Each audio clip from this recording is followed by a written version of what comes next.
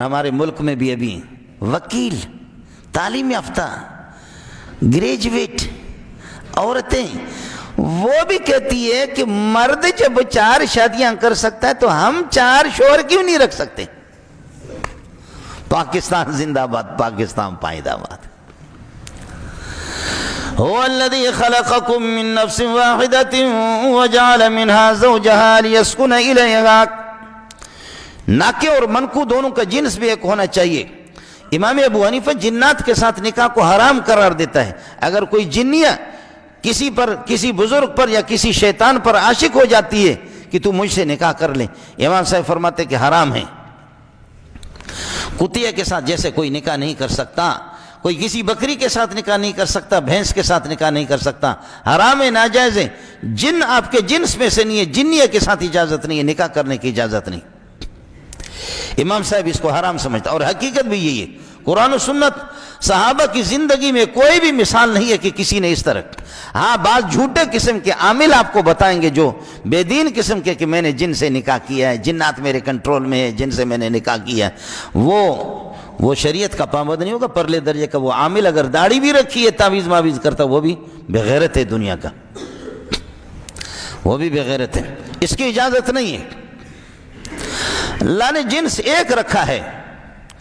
اور کل کے اخبار میں پڑھ رہا تھا، امت اخبار میں تفصیلات میں، کہ اب یہ ہے کہ ہندوستان میں بھی اس کی اجازت ہے کہ انہوں نے یہ کیا ہے کہ اللہ آپ کا بھلا کرے، وہ خاتون بیٹھی ہوئی ہے اور اس نے اپنی زندگی میں اپنی پسند کا کوئی کتا تلاش کیا، اس کے ساتھ نکاح ہو رہا۔ تم لفظ نکاح کو کیوں بدنام کرتے ہو؟ تم جاؤ جہنم میں، خدا تمہیں تباہ کر دے۔ کتے کے ساتھ نکاح، سانپ کے ساتھ نکاح، گدھے کے ساتھ نکاح، نصیب اپنا اپنا، پسند اپنی اپنی، میرا جسم میری مرضی، اقبل خار اقبل اختیار، سمجھے بھائی جان؟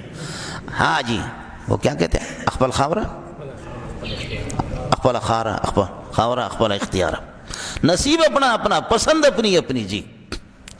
کوئی گدھے کو پسند کرتی ہے، کوئی کسی کتے کو، اور کوئی کسی کتیوں کو پسند کرتا ہے، اور اخباروں کی زینت بنے ہوئی ہے، اخباروں کی زینت بنے ہوئی ہے، اور ملک میں بھی یہی کوشش ہو رہی ہے۔ اب وہ کہہ رہے کہ جی مردوں کو جب اجازت ہے 4 شادیاں کرے تو ہم پھر یہ کہ عورتیں 4 شادیاں کیوں نہیں کر سکتی؟ ایک خاتون وہ 4 شوہر رکھے؟ پہلے اس پر تجربہ کر لو، اجازت دے دے، تجربہ کر لو۔ ایک بلوچستان کا پٹھان، اور ایک یہ کہ بلوچ، اور ایک سندھی، اور ایک پنجاب دا منڈیا، 4 شوہر رکھو۔ جب یہ ہے کہ یہ کاشتکاری کریں گے، بچہ کس کا ہوگا؟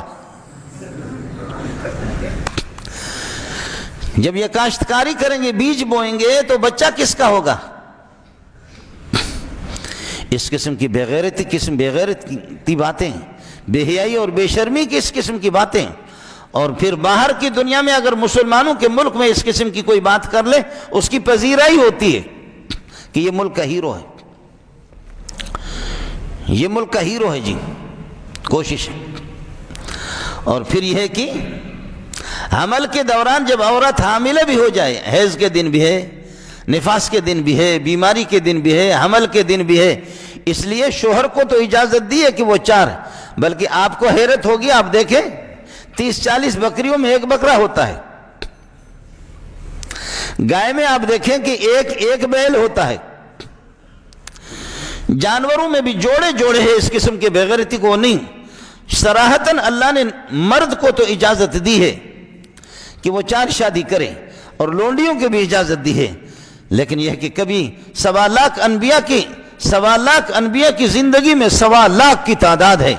نبی نے 100 شادیاں کی، سلیمان علیہ السلام نے کی، حضرت داؤد علیہ السلام نے کی، پیارے پیغمبر صلی اللہ علیہ وسلم کی 2 لونڈیاں اور 9 شادیاں آپ کی رہی ہے۔ ویسے بعض نے لکھا 18 تک، لیکن یہ کسی نے نہیں لکھا کہ العیاذ باللہ کہ 1.25 لاکھ انبیاء کی زندگی میں، 1.25 لاکھ انبیاء کی زندگی میں کوئی اللہ کا بندہ، نبیوں پہ قربان جاؤں، میرے ماں باپ قربان جائیں، وہاں تو یہ سوال اٹھانے کی بھی نہیں ہے، کرنے کی بھی نہیں ہے، لیکن انبیاء کے پیروکار جتنے گزرے ہیں ان میں سے کسی نے اس قسم کا کیا، اور اس طریقے پر اپنی بیٹی کے لیے کسی نے 4 شوہر رکھا ہو، 2 شوہر رکھا ہو، 3 شوہر رکھا ہو، 10 شوہر رکھا ہو، دیندار ہو، انسان ہو، یہ کبھی بھی نہیں ہوگا۔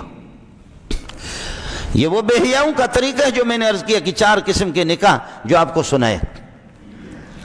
اللہ ہمیں حیا عطا فرمائے، اللہ ہمیں شرم عطا فرمائے، اللہ ہمارے ملک والوں کو جو ملک چلانے والے ہیں لوگ ہیں ان کو بھی اللہ شرم اور حیا عطا فرمائے۔ عورت کہتی ہے عورت جی ہمیں بھی اجازت ہو 4 شوہر ہم رکھے، پہلے تجربہ کرے پہلے تجربہ، پٹھان بلوچ سندھی پنجابی مانو منڈیا 4 شوہر رکھے، اور پھر یہ ہے کہ اللہ آپ کا بھلا کریے کہ ایک افغانستان کا، ایک بلوچستان کا، ایک پنجاب کا اور ایک خیبر پختون کا ہو، بیوی کس کے پاس رہے گی؟ بیوی تو ایک ہے، شوہر 4 ہے،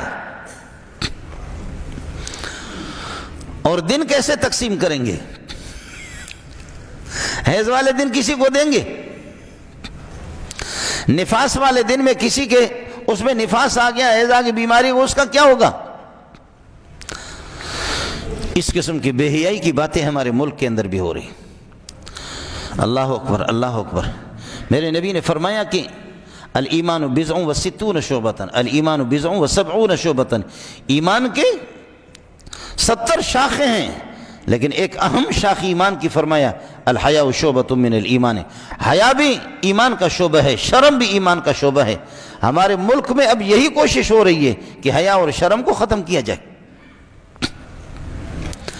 اور پھر شوہر کو تو اجازت ہے، عورت اللہ آپ کا بھلا کریے کہ اب ایک عورت ہے 4 شوہر اس نے رکھا ہے، 4 شوہر رکھا، اور وہ تو ہو گئے کنڈموں کے شوہروں کی اجازت اور ہوگی نہیں ہوگی۔ عورت تو 45 سال کے بعد بچہ جنم دینا ختم، مرد تو 70 سال تک اس کی مردانگی رہتی، اس سے زیادہ بھی رہتی،